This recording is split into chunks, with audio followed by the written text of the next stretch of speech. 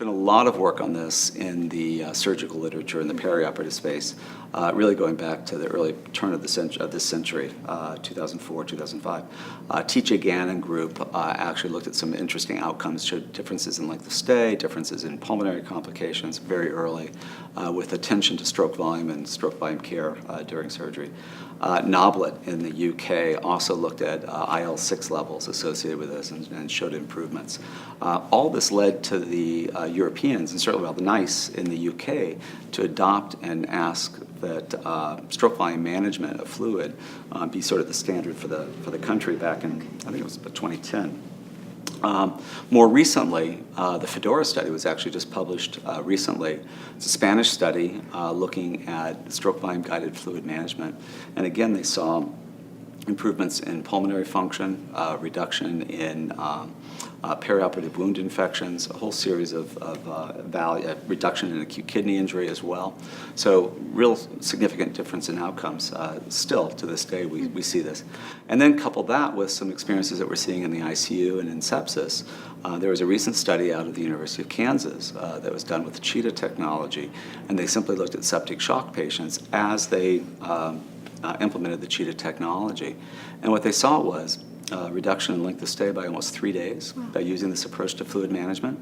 One of the things that was driving that was probably reduced mechanical ventilation. Okay. The risk for mechanical ventilation was cut in half. The hours on pressor were also cut in half. And then also what was really interesting signal, and we see this in the FEDORA study, we see this in other studies as well, is a reduction in renal injury. So the need for renal replacement therapy was cut by almost 2/3. So again, I think this is very interesting. Yeah, the kidney injury is kind of interesting because when I went to medical school, I was always taught that the kidney needed a lot of fluid and to make sure the kidney was adequately perfused. Sure.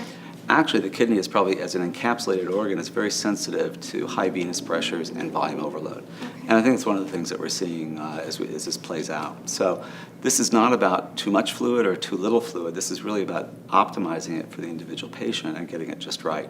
With this, as I said, we're seeing outcome changes in the surgical literature, in the ICU literature, and stay tuned, this just continues to build. Yeah, this is very exciting. That is very exciting. So then if we're building on this body of literature and we know that it's exciting, why do you think clinicians are so complacent about fluid management? That's a great question. I think, first of all, clinicians are busy people. We have a lot of things competing for our mind share and our attention at the bedside. It's a busy space, whether you're in the operating room, the ICU, the emergency room, wherever you are. Clinicians are very busy people. So there's a lot of things we're balancing. I think we're actually pretty attuned to underperfusion and fixing that because we see blood pressure and we're wired into fixing that.